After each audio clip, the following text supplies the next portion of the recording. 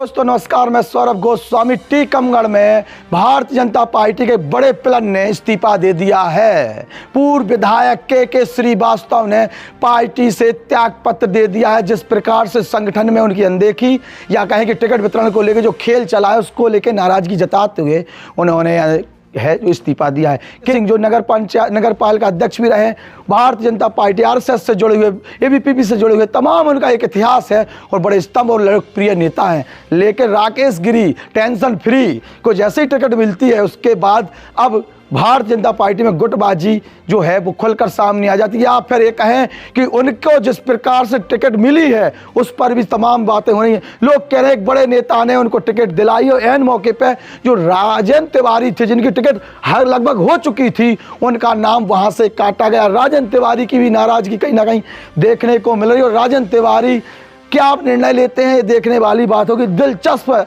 होगा टीकमगढ़ का चुनाव। जिस प्रकार से कांग्रेस से याज्ञवंत सिंह, चूंकि राकेश गिरी याज्ञवंत सिंह 2 बार टकरा चुके हैं, तो ऐसे में देखते हैं क्या होता है। लगातार राकेश गिरी से कहीं ना कहीं या कहें कि बीजेपी से वो हारे भी हैं।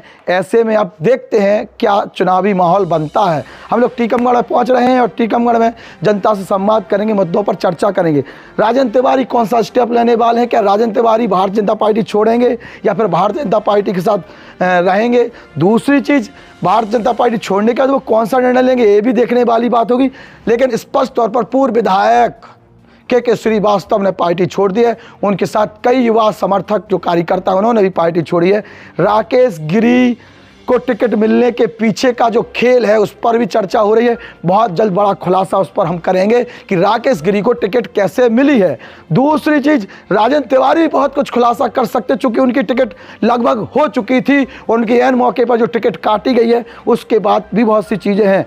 दूसरी चीज़, के श्रीवास्तव जो संगठन से लेकर तमाम सर्वों को लेकर उनका नाम वहाँ पर पहुँचा, राजेंद्र तिवारी का नाम वहाँ पहुँचा और जो चूंकि सेकंड विधायक उनका तो नाम जान ही जाएगा। ऐसे में जो सर्वे का ड्रामा भारतीय जनता पार्टी ने किया है उसमें कितनी सत्यता है। जिस प्रकार से तमाम टीकमगढ़ और निवाड़ी के लोगों को टिकट दी गई है, सुषपाल यादव वहाँ, जैन साहब, इसके बाद आप आइए तो जो रिपीट नहीं की जो अपने कहीं जतारा के उन्हें रिपीट कर दिया गया है, राहुल लोधी, और मतलब टीकमगढ़ में कोई भी चेहरा नहीं बदला गया है। तो फिर सर्वे का ड्रामा कौन कर रहा था? सर्वे का ड्रामा करके क्या उन्हें पा लिया? जातिगत जिस प्रकार के आंकड़े सेट किए गए हैं वो भारतीय जनता पार्टी ने जिस प्रकार का खेल करने का प्रयास किया है उसमें वो कई जगह फंसती हुई नज़र आ रही है।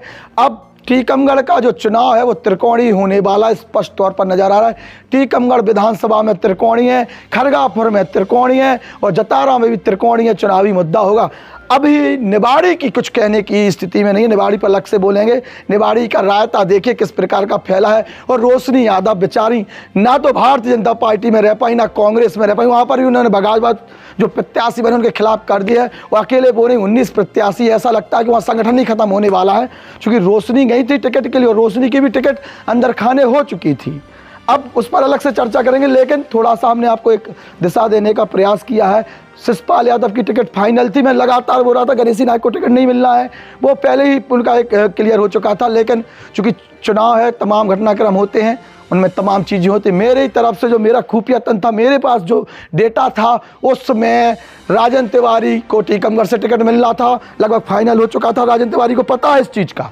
इसके बाद रोशनी यादव को वहाँ कांग्रेस चेहरा बना चुकी थी, वही क्लियर था, पता था उनके लिए और उनकी बॉडी लैंग्वेज भी बताई। तो हम लोगों को भी उस चीज़ का क्लियर था कि ऐसा होने वाला, जो सूत्रों के द्वारा हमारे करीबी लोगों ने बताया था।